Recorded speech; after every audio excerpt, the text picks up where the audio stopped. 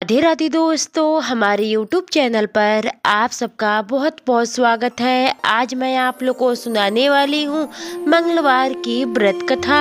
आगे सुनने से पहले वीडियो को लाइक और चैनल को सब्सक्राइब अवश्य करें।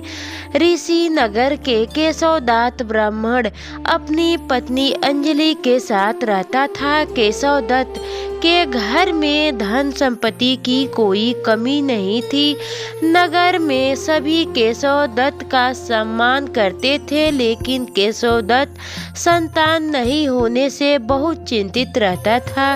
दोनों पति पत्नी प्रति मंगलवार को हनुमान जी की पूजा करते थे। विधिवत मंगलवार का व्रत करते हुए कई वर्ष बीत गए। ब्राह्मण बहुत निराश हो गया, लेकिन उनके व्रत करना नहीं छोड़े।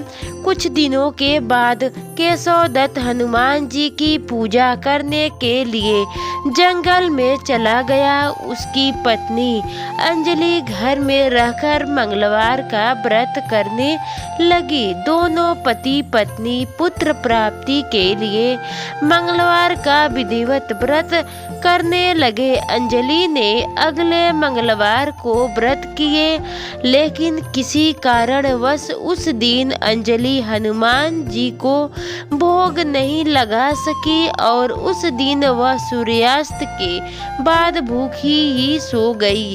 अगले मंगलवार को हनुमान जी को भोग लगाए बिना उसने भोजन नहीं करने का प्रण कर लिया। 6 दिन तक अंजलि भूखी प्यासी रही। 7वें दिन मंगलवार को अंजलि ने हनुमान जी की पूजा की, लेकिन तभी भूख प्यास के कारण अंजलि बेहोश हो गई। हनुमान जी ने उसे स्वप्न में दर्शन देते हुए कहा, उठो पुत्री, मैं तुम्हारी पूजा पाठ से बहुत प्रसन्न हूँ। तुम्हें सुंदर और सुयोग पुत्र होने का वर देता हूँ। यह कहकर हनुमान जी अंतर्धान हो गए। तत्काल अंजलि ने उठकर हनुमान जी को भोग लगाया और स्वयं भोजन किया। हनुमान जी की अनुकंपा से अंजलि ने एक सुंदर शिष्य को जन्म दिया। मंगलवार को जन्म लेने के कारण उस बच्चे का नाम मंगल प्रसाद रखा गया।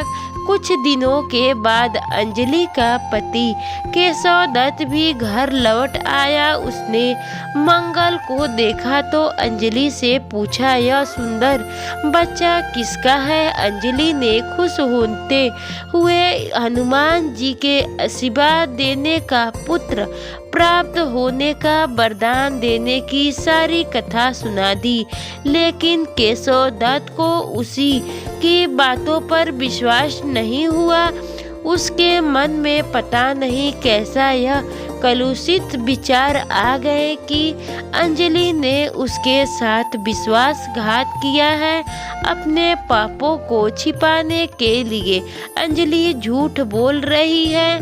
केशवदत्त ने उस बच्चे को मार डालने की योजना बनाई।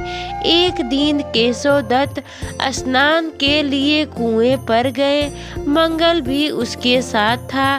केशवदत्त ने मौका देखकर मंगल को कुएं में फेंक दिया और घर आकर बहाना बना दिया कि मंगल तो कुएं पर मेरे पास पहुंचा ही नहीं।